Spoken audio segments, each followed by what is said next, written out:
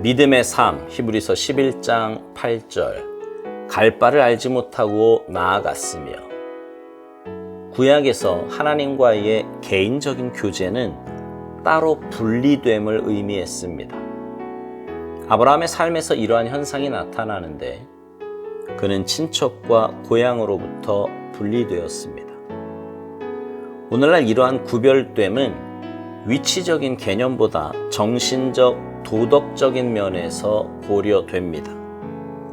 만일 우리에게 가장 가까운 사람들이 하나님과 인격적 관계가 없을 경우 우리는 그들이 세상을 바라보는 관점에서부터 자신을 분리시킵니다. 예수 그리스도께서는 이를 더욱 강조하셨습니다.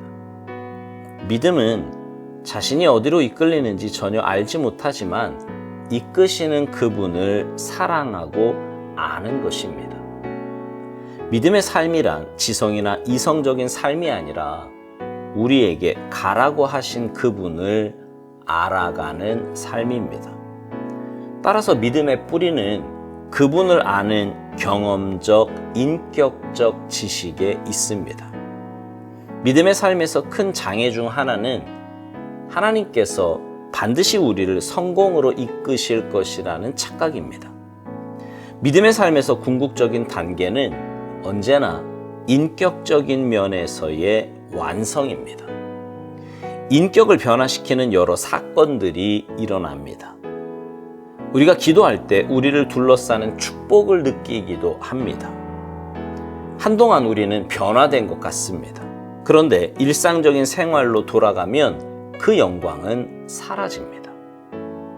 믿음의 삶이란 날개를 펼쳐 저 높은 곳에 단숨에 날아오르는 삶을 의미하지 않습니다.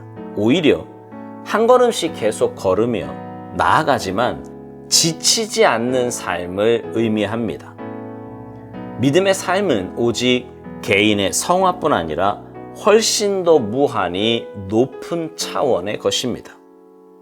믿음은 시련을 당할 때 증명되며 마침내 시험을 이기고 일어섭니다. 아브라함은 성화의 표준이 아니라 믿음의 삶의 표준입니다. 그는 참된 하나님 위에 시험을 이긴 믿음을 세웠습니다. 아브라함이 하나님을 믿었더라. 로마서 4장 3절.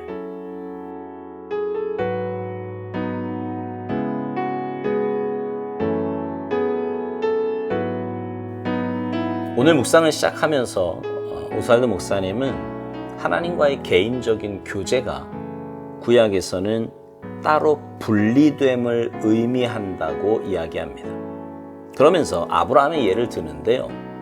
아브라함이 하나님을 알지 못하는 고향, 친척, 아버지 집을 떠났다는 거예요. 하나님과의 개인적인 교제를 위해서 말이죠.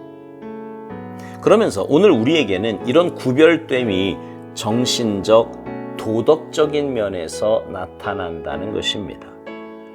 주위에 가까운 사람들이 하나님을 알지 못한다면 그들과는 다른 관점으로 세상을 보게 된다는 거지요.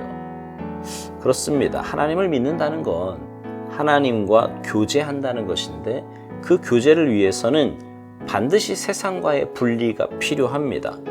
사실 우리가 예배를 드리기 위해 시간과 공간을 마련하는 것도 바로 세상과의 분리를 위해서입니다. 개인의 경건 시간도 마찬가지고요. 그 분리됨이 있지 않으면 세상의 가치관과 물결에 휩쓸릴 수밖에 없어요. 반대로 분리됨의 시간이 철저하게 지켜질 때 우리는 세상의 원리가 아니라 하나님의 원리로, 말씀의 원리로 살아갈 수 있는 힘과 능력을 받게 되는 것입니다. 그 분리된 시간에 주님과의 교제를 통해 내 안에 있는 죄의 찌꺼기들이 씻겨나갑니다. 주님과 깊은 사랑의 대화를 나누며 세상으로 향했던 우리의 시선이 주님 나라를 향하게 됩니다. 주님의 은혜 안에 젖어들며 참된 안식과 평안함을 맛보게 됩니다. 오스왈도 목사님은 믿음에 대해서 이렇게 말합니다. 믿음은 자신이 어디로 이끌리는지 전혀 알지 못하지만 이끄시는 그분을 사랑하고 아는 것이라고요. 믿음의 삶이란 지성이나 이성적인 삶이 아니라 우리에게 가라고 하신 그분을 알아가는 삶이라는 것입니다. 맞습니다. 믿음은 주님을 더 많이 알아가는 것이고 주님을 더 사랑하게 되는 것입니다. 주님을 알아가면 알아갈수록 내가 얼마나 죄인이었는가도 철저하게 깨닫게 되고 그런 내게 베푸신 은혜와 사랑이 얼마나 크고 놀라운 것인가도 알게 됩니다. 무엇보다 우리를 향하신 그 하나님의 사랑의 마음을 알게 되어 감동이고 감격입니다. 신앙생활은 뭔가를 얻어내기 위해 내 노력이나 정성을 쏟는 것이 아니라 하나님의 그 사랑에 붙잡힌 바 되어서 그 사랑의 힘으로 살아가는 거예요. 그래서 믿음의 뿌리는 그분을 아는 경험적, 인격적 지식에 있다고 오스왈도 목사님은 말합니다. 우리가 믿음을 갖게 되는 것은 그분을 경험하게 되고 인격적으로 주님을 만나 그분에 대해 알게 될 때라는 것입니다. 그러니까 믿음 생활을 한다고 하면서 주님을 만나지 못하고 주님을 경험하지 못했다면 참된 믿음 생활을 하기가 결코 쉽지 않은 것입니다. 내 인간적인 성공, 내 욕심의 성취, 이런 것이 신앙의 이유가 되면 그 신앙생활은 넘어지기 쉽고요. 시험 들기 좋은 그런 종교 생활로 전락하기 딱 좋습니다. 동기가 잘못되니 결과가 좋을 리 없는 거지요. 믿음의 삶에서 궁극적인 단계는 언제나 인격적인 면에서의 완성이라고 오스왈도 목사님은 말합니다. 참된 믿음 생활을 하면 반드시 나타나는 것이 삶의 변화예요. 특별히 주님을 닮아가는 인격적인 변화는 온전하고 건강한 신앙생활의 열매입니다. 그러니 참된 그리스도인은 주위에 있는 사람들에게 그 삶으로 주님 살아계심을 증거하게 되는 것입니다. 특별히 이렇게 믿음의 삶을 살아가는 사람에게 있어서 중요한 것은 꾸준함입니다. 꾸준함. 무슨 말이냐 하면 잠깐 반짝이다 사라지는 그런 변화가 아닌 잠깐 그런 척 부드럽고 경건한 말로 포장하다가 이내 예전의 말과 행동으로 돌아가 버리는 그런 모습이 아닌 매일매일의 삶에서 만나는 상황 가운데 말에서도 행동에서도 생각에서도 꾸준하게 그리스도의 향기가 배어나오는 그런 모습 말입니다.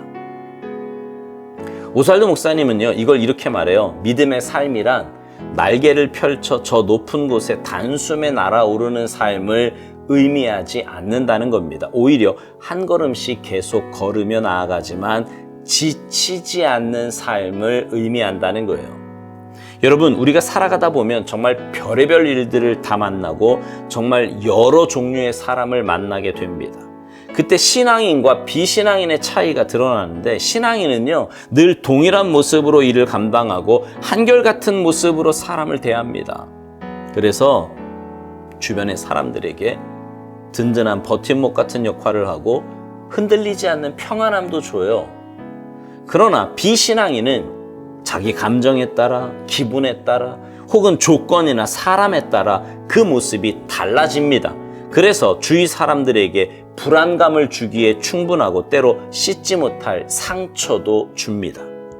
또한 시험이나 삶의 고난, 문제가 있을 때 참된 신앙인은 그렇게 호들갑 떨지 않습니다. 당황하여 어쩔 줄 몰라 하지 않고요.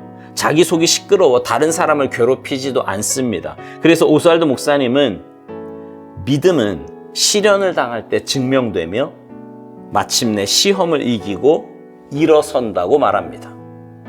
여러분의 믿음 생활은 어떠십니까? 늘 한결같은 모습으로 주어진 일을 감당하십니까? 누구를 만나도 주님께 대하듯 하며 사시나요?